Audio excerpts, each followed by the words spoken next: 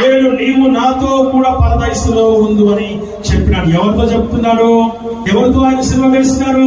బందిపోటు దొంగలతో సిలువ వేసినారు. అనగా ఆయన మీద ఎంత కక్ష ఉందో, ఆయన ఎంత పగ ఉందో, ఆయన ఎంత ద్వేషం ఉందో, అనగా బందిపోటుతో ఆయన సిలువ వేసి ఆయన తక్కువ చేయాలని, ఆయన తక్కువ చేసి చూపించాలని, ఆయన దేవుడు కాదని చెప్పాలని, ఆయన కూడా బందిపోటు అని చెప్పడానికి వారితో ఆయన సిలువ వేసినట్టుగా దేవుడి వాక్యం ద్వారా మనం చూస్తూ ఉంటూ ఉన్నాం.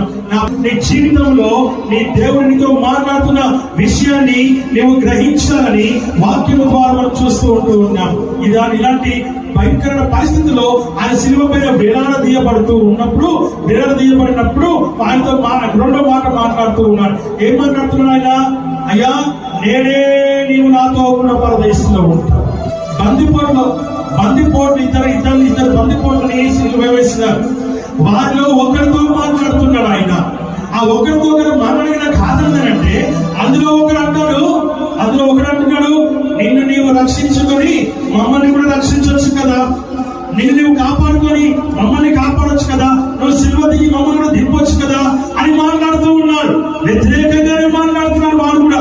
సిలువ పైన ఉండి ఏం మాట్లాడుతున్నాడు వాడు?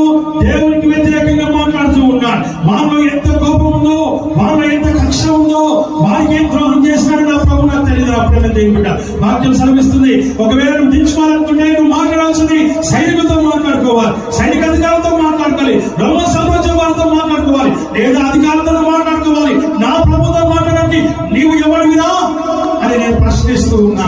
వాక్యం సెలవిస్తుంది, నిన్ను నువ్వు దింపుకొని నన్ను దింపుమని అడుగుతూ ఉన్నాడు. అంటే ఎంత వ్యంగ్యంగా మాట్లాడుతున్నాడో వాక్యం సెలవిస్తున్న మాట కూడా చూస్తున్నాం. లోకంలో ఉన్నటువంటి మనుషులు క్రైస్తవులని అలాగే చూస్తూ ఉన్నారు. క్రైస్తవులంటేనే, విశ్వాసులంటేనే భయపడిపోతూ ఉన్నారు. నిజంగా చెప్పాలంటే దేవుని నమ్మినటువంటి బిడ్డలను చూస్తే భయం వేస్తుంది. వాక్యం సెలవిస్తున్న మాట మనం ఇక్కడ గమనిస్తూ ఉంటూ ఉన్నాం.